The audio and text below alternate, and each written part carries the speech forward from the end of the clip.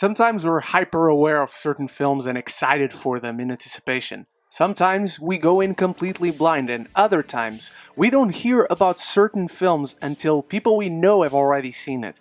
I've heard about this film for over a year, and finally I was able to check it out. This is my review of the Sundance 2020, darling, 9 Days.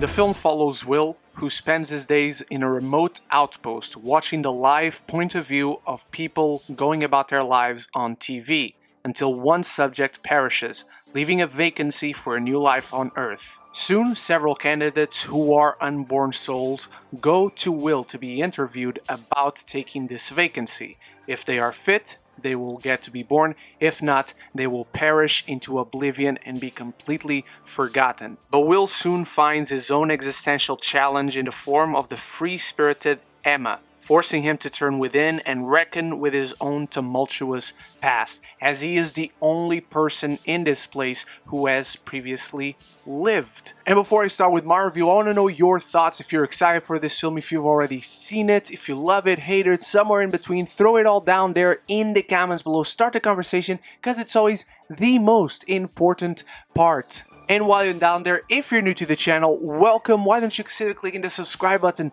down there? It does wonders to get the content out there, and thank you so much for clicking on this video. My good friend Zach Pope constantly told me about this film for the past year and a half, ever since he saw it at Sundance, and still I went in as blind as possible. I know it was somewhat of a spiritual companion piece to Soul, which it is, and we'll talk about it, and it starred Winston Duke. And that's it. This film took me on an incredible metaphysical, spiritual journey. This is an incredibly made film. I have not seen such a strong, confident, and unique directorial debut in a long time. Edson Oda, who directed this film, he directed quite a few short films before. This is his feature directorial debut, and he does an incredible job at it.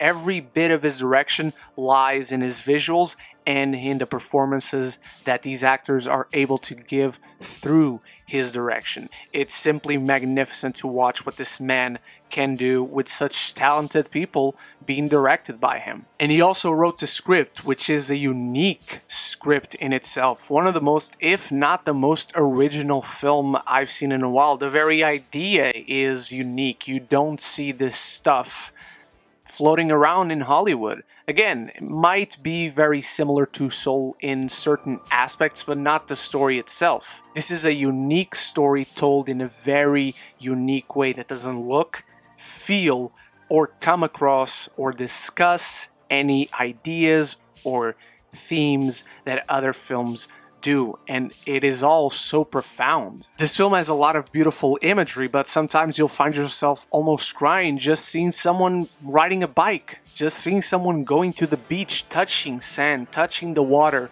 of the ocean for the first time. And it's extremely beautiful, it's extremely profound, and the film itself is thought-provoking. This is a kind of limbo, ethereal place where these people are in some form of existence, but they're proving themselves worthy of being alive for the first time.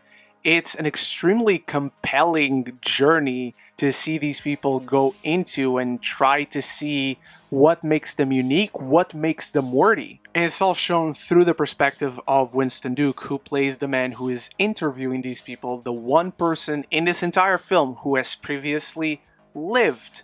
And he is amazing. This is the best performance he has given in his entire career thus far. He's very restrained, very subdued, and he's clearly hiding away a lot of pain. But as the film unfolds, you obviously find out the real reasons, and as we unveil what really is tormenting him, what's pulling him back from actually living in his existence, because it's possible. This man focuses so much on finding out if others are worthy of living, he's not living himself. And yes, he's dead, but the fact that he's here in this place, it's a form of existence. It doesn't mean that you cannot exist doesn't mean that you have to settle. Through this film, we go with these characters on a heartfelt and meditative journey to find what it truly is to be human, to have a soul, to live. The film has all these discussions and shows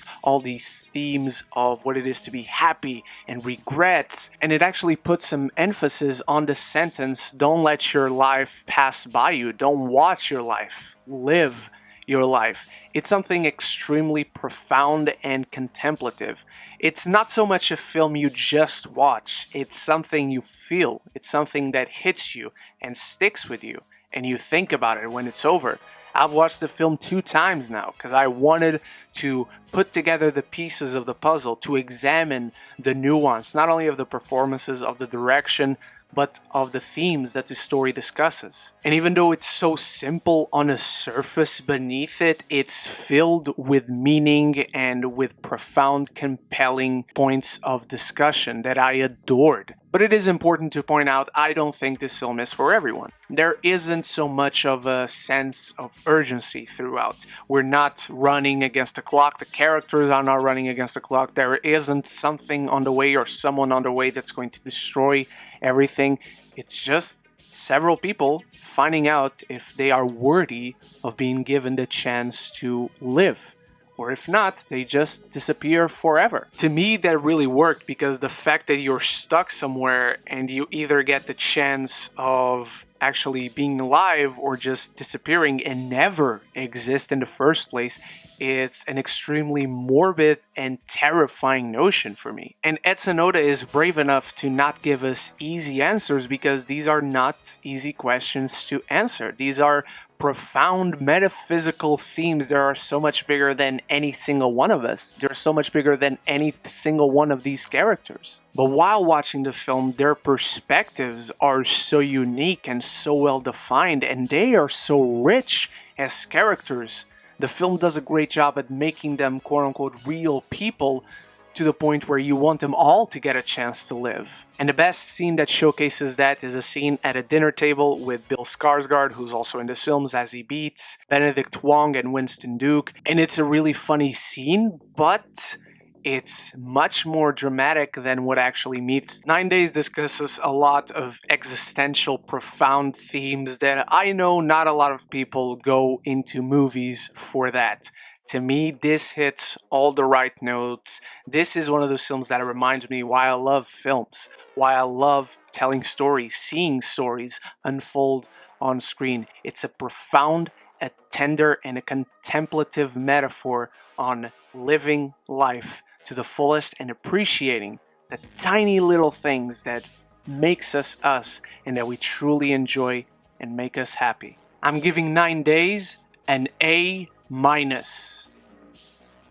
And those are my thoughts on 9 Days. I know sometimes these can feel a little scattered, but there's so much to unpack in this film. There's so much to talk about, and I'm sure I didn't talk about every single little aspect. So if you've seen it, throw down in the comments below anything I've forgotten that you want to talk about. Start the conversation. It is the most important part. And thank you so much for watching. You are the best. Stay tuned for many more reviews to come very soon. I got reviews for Shaman King, for Zola, and much more coming. And I have my review for Snake Eyes up, so watch the review instead of watching the film. Thank you so much for watching once more. You are the best, and so until the next one, love each other and love the movies.